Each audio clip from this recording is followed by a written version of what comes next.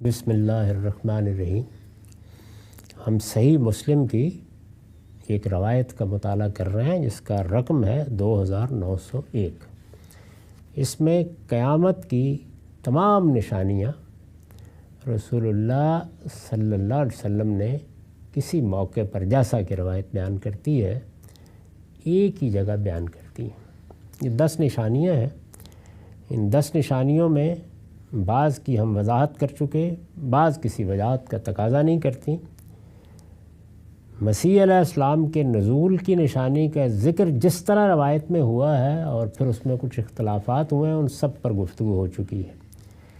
اس کے بعد اب یاجوج ماجوج کا کھول دیا جانا ہے، یعنی ایک اور نشانی یہ بیان ہوئی ہے۔ اس کی تفصیلات ہم کچھ سمجھنے کی کوشش کریں گے کہ اس سے کیا مراد ہے۔ چنانچہ میں نے اس پر بھی ایک تفصیلی نوٹ لکھا ہے۔ ان کا ذکر، یعنی یاجوج و ماجوج کا ذکر، یہاں تو بس یہ بیان کیا گیا ہے کہ یاجوج و ماجوج کا خروج بھی ایک نشانی ہے، اور اس کے لیے بالکل وہی لفظ استعمال کیا ہے حدیث میں جو قرآن میں بھی ہے، حتی اذا فتحت یاجوج و ماجوج، یعنی یاجوج ماجوج کھول دیے جائیں گے۔ ان کا ذکر سورہ انبیاء کی آیات 96-97 میں بھی ہوا ہے، یعنی یہ صرف اس حدیث میں نہیں ہے۔ یہ بات کہ یاجوج ماجوج قیامت کی نشانی ہے اور یہ کھول دیے جائیں گے، یہ خود قرآن میں بیان ہوا ہے اور یہ سورہ انبیاء کی آیات میں بیان ہوا ہے۔ تو اب یہ ظاہر ہے ایک بڑا سوال پیدا ہوتا ہے کہ باقی نشانیاں تو چلیے روایت میں آئی ہیں، ان کی نسبت کے بارے میں شبہ ہو سکتا ہے، لیکن یہ واحد نشانی ہے وقوع قیامت کی جو خود قرآن میں بیان ہوئی ہے۔ یہ دونوں یعنی یاجوج ماجوج دونوں نوح علیہ السلام کے بیٹے یافس کی اولاد میں سے، یعنی یہ کوئی ایسی مخلوق نہیں ہے جیسے ہمارے ہاں تصور کیا جاتا ہے کہ ان کے قد چوہے کے برابر ہیں اور وہ کسی دیوار کو چاٹتے ہیں۔ یہ تو محض داستان سرائی ہے، اس کی کوئی حقیقت نہیں۔ یہ ہماری ہی طرح اللہ کے بندے ہیں اور نوح علیہ السلام کے بیٹے یافس کی اولاد ہے۔ نوح علیہ السلام کے بیٹوں کا پورا شجرہ بائبل میں بیان ہوا ہے۔ اس میں یہ بتایا گیا ہے کہ جب وہ کشتی میں سوار ہوئے تو ان کے 3 بیٹے ان کے ساتھ تھے، اور ان تینوں کے نام بھی ہم جانتے ہیں۔ یہ جو آپ دنیا میں بعض نسلوں کے بارے میں کہتے ہیں کہ یہ سامی نسلیں ہیں، تو یہ ان کے بیٹوں ہی سے نسبت میں بیان کی جاتی ہیں۔ یاجوج و ماجوج کا ذکر سورہ انبیاء کی آیات 96-97 میں بھی ہوا ہے۔ یہ دونوں نوح علیہ السلام کے بیٹے یافس کی اولاد ہیں، یعنی 3 بیٹے ان کے ہیں، سام، حام اور یافت۔ تو یہ یافت کی اولاد ہے جو ایشیا کے شمال مشرقی علاقوں میں آباد ہوئی، یعنی ان کا وطن کون سا ہے؟ جس طرح سے حام کی نسلوں کا وطن افریقہ ہی رہا، یعنی جب ہجرت ہوئی ہے بڑے پیمانے پر تو وہ وہاں سے نہیں گئے، اسی وطن میں رہے۔ سامی نسلیں زیادہ تر مشرق وسطیٰ میں آباد ہوئیں یا افریقہ کے شمالی علاقوں میں آباد ہوئی ہیں، دوسری جگہوں پر بھی گئیں لیکن زیادہ تر ان کا وطن یہ رہا ہے۔ اور یافس کی اولاد یہ ایشیا کے شمال مشرقی علاقوں میں جا کر آباد ہوئی ہے، یہ جو وسط ایشیا کے علاقے کہلاتے ہیں، یورپ کی طرف جو علاقے ہیں وہاں آباد ہوئی۔ بائبل کی کتاب پیدائش میں ہے، بائبل میں جو پہلی کتاب ہے پیدائش کی کتاب، اس میں یہ سب بات بیان ہوئی ہے۔ اس میں لکھا ہے، یہ 10ویں باب کی 1 سے 5 آیات ہیں۔ ان کا ترجمہ ہے، نوح کے بیٹوں سام، حام اور یافت کی اولاد یہ ہے، یعنی شجرہ نسب بیان ہو رہا ہے کہ 3 بیٹے ہیں، ایک سام ہے، ایک حام ہے اور ایک یافت۔ یافت اور یافس دونوں تلفظ ہیں، اسی طرح سم اور سام دونوں تلفظ ہیں۔ ان کی اولاد آگے بیان ہوتی ہے۔ طوفان کے بعد ان کے ہاں بیٹے پیدا ہوئے، یعنی جب کشتی زمین پر آ گئی اور طوفان ختم ہو گیا تو ان کے ہاں بیٹے پیدا ہوئے۔ کن کے ہاں؟ یعنی سام کے ہاں بھی آگے اولاد پیدا ہوئی، حام کے ہاں بھی اور یافت کے ہاں بھی۔ بنی یافت یہ ہیں، سب کے شجرے بیان ہوئے ہیں بائبل میں، تو بنی یافت یعنی یافت کی اولاد کیا ہے؟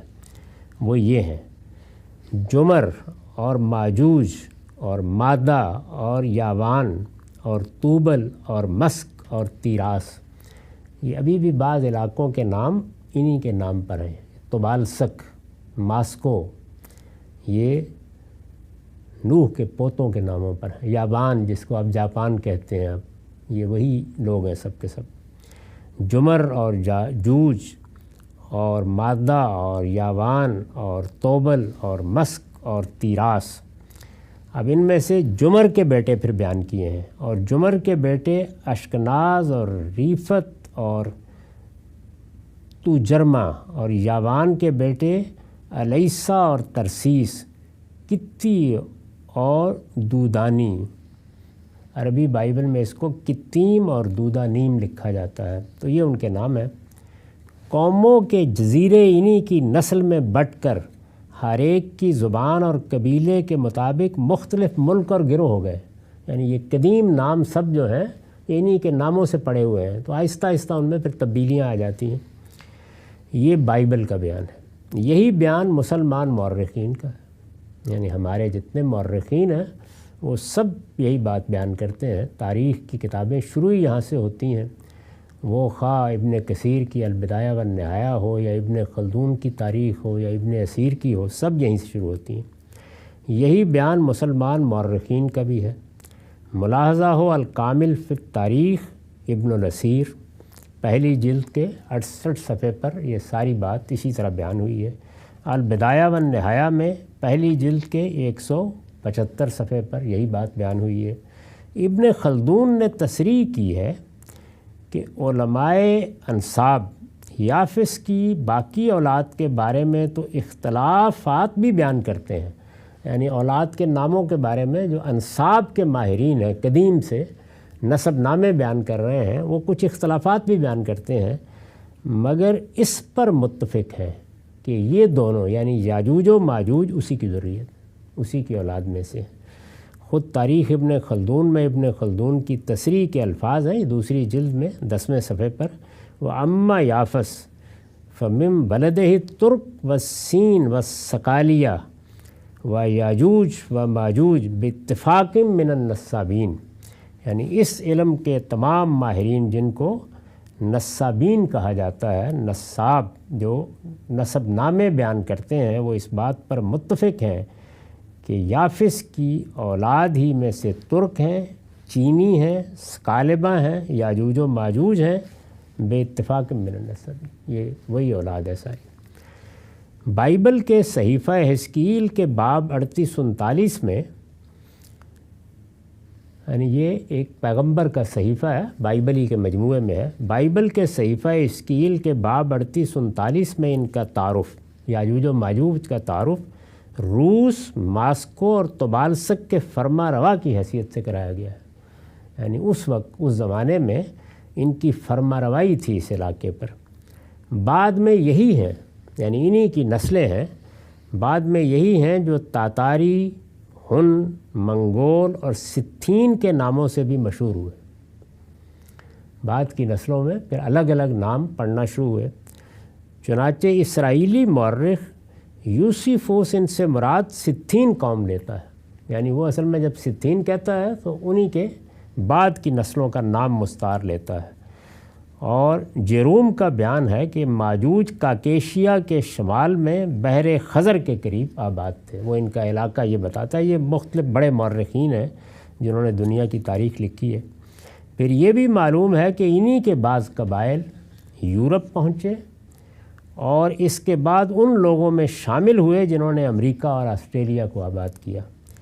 یوحنا عارف کا جو مکاشفہ بائبل کے آخر میں نقل ہوتا ہے، ان کی روح سے، اس کی روح سے، یعنی یہ تو حزقیل کا بیان تھا یا مختلف مورخین کا، اس کے بعد آخر میں بائبل کے آخر میں یوحنا عارف کا مکاشفہ ہے، اس کی روح سے ان کے خروج کی ابتدا، یعنی کب ہوگا ان کا خروج۔ خروج کا مطلب یہ ہے کہ یہ دنیا میں اپنی جگہ پڑے ہیں، ان کی سلطنتیں قائم ہیں، بادشاہی کر رہے ہیں، دنیا میں نکلیں گے ایک غلبہ رکھنے والی قوم کی حیثیت سے، تو وہ کب ہوگا؟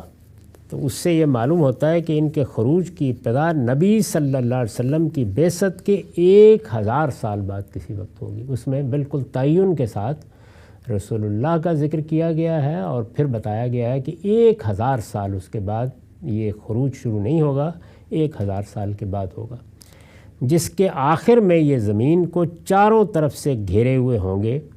یعنی آخر میں پھر کہاں تک نوبت پہنچ جائے گی کہ بالکل یہ مشرق وسطیٰ کا علاقہ سینڈوچ بن جائے گا اور یہ چاروں طرف سے گھیرے ہوئے ہوں گے۔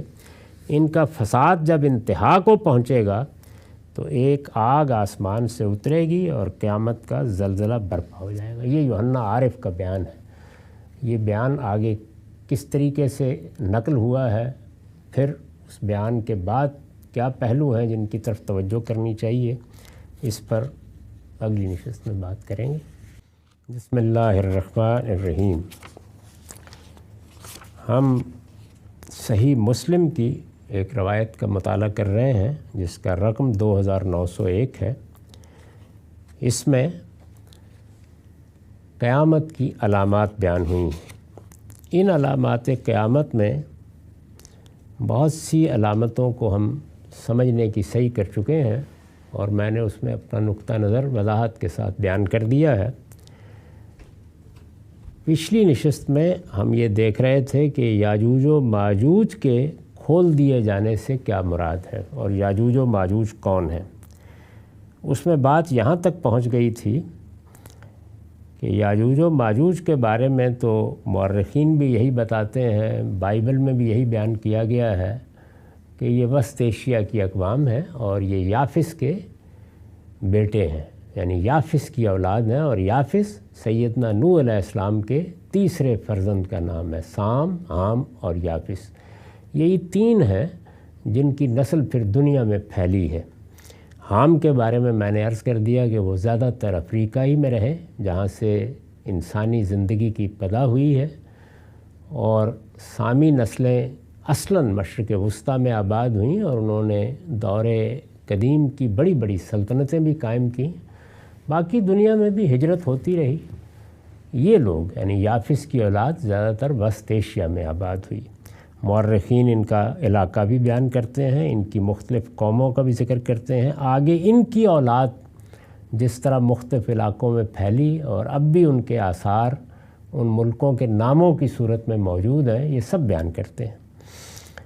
اس کے بعد میں نے آخر میں عرض کیا تھا کہ اب یعنی موجودہ زمانے میں جو تصویر بن رہی ہے وہ یہ ہے کہ یہی قومیں ہیں جو پھر دنیا کو فتح کرنے کے لیے نکلیں، یعنی ان کے خروج کی ابتدا ہوئی اب سے صدیوں پہلے، اور ہم نے یہ دیکھا کہ انہی قوموں نے نکل کر کسی زمانے میں یورپ کو آباد کیا۔ پھر ایک خمول کا زمانہ آیا جس میں ان کے ہاں بھی بڑی سلطنتیں قائم ہوئیں، خاص طور پر سلطنت روما، یونان کے علوم پیدا ہوئے۔ مسلمانوں کی بھی ان کے مقابل میں یعنی سامی قوموں کی، بنی اسماعیل ظاہر ہے کہ سامی ہیں، بنی اسرائیل بھی بڑی سلطنت قائم ہوئی، تو معاملہ متوازی چلتا رہا۔ رسول اللہ نے اور قرآن نے پیشین گوئی کی کہ ان کا ایک عالمی خروج ہوگا، یعنی وہ تو کچھ علاقوں میں تھا، یہ عالمی خروج ہوگا۔ فتحت یاجوج و ماجوج، اس کے الفاظ قرآن میں سورہ انبیاء میں یہ ہیں کہ یہ کھول دیے جائیں گے۔ تو پھر ایسا ہی ہوا، یعنی یہ امریکہ جس میں ہم بیٹھے ہوئے بات کر رہے ہیں یہاں بھی پہنچے، اسی طرح سے پھر یہاں سے باقی دنیا کی طرف بھی جانے کی ابتدا ہوئی۔ یہی اقوام ہیں جنہوں نے مشرق بعید تک کے ملکوں پر جا کر حکومت کی، اور سلطنت برطانیہ کے بارے میں تو یہ کہا جاتا تھا کہ اس میں سورج غروب نہیں ہوتا، وہ سب ہوا، اور پھر اس کے نتیجے میں یہ پوری دنیا کو ایک طرح سے دائرے میں لینے میں کامیاب ہو گئے، اور دنیا کی بڑی طاقتیں ہیں جو حکومت کرتی رہیں، اور پہلی دوسری جنگ عظیم میں جب مسلمانوں کو یا ان کی سلطنت عثمانیہ کو شکست ہو گئی تو عالمی سطح پر ان کا غلبہ قائم ہو گیا۔ اس وقت عالمی سطح پر یہی قومیں حکومت کر رہی ہیں، اور انہوں ہی نئے نظم کے لیے یہ اقوام متحدہ کے ادارے اور یہ سب چیزیں بنائی ہیں جتنی بھی ہیں۔ اس کی خبر بھی دی گئی ہے، اور یہ یوحنا عارف کے مکاشفے میں مکاشفے کے اسلوب میں بیان ہوئی ہے، وہ پڑھنے کی چیز ہے۔ یہ بائبل کا آخری باب ہوتا ہے۔ یوحنا عارف کا جو مکاشفہ بائبل کے آخر میں نقل ہوتا ہے، اس کی روح سے ان کے خروج کی ابتدا نبی صلی اللہ علیہ وسلم کی بعثت کے 1000 سال بعد کسی وقت ہوگی۔ اس میں تعین کے ساتھ یہ کہا گیا ہے کہ پھر وہ آئے گا کہ یدعا صادقاً و امینہ، جس کو صادق اور امین کہا جائے گا، اور وہ ایک سفید گھوڑے پر سوار ہوگا اور وہ سلطنتوں کو رونڈ ڈالے گا، اور پھر دنیا میں شیطان قید میں رہے گا، اور 1000 سال تک یہی صورت رہے گی۔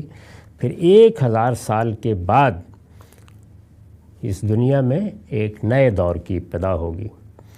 اس کی روح سے ان کے خروج کی ابتدا نبی صلی اللہ علیہ وسلم کی بعثت کے 1000 سال بعد کسی وقت ہوگی، ابتدا ہو جائے گی، یعنی اب نکلنے کا عمل شروع ہو جائے گا، جس کے آخر میں یعنی پھر آہستہ آہستہ یہ زمین کو چاروں طرف سے گھیر لیں گے، جس کے آخر میں یہ زمین کو چاروں طرف سے گھیرے ہوئے ہوں گے۔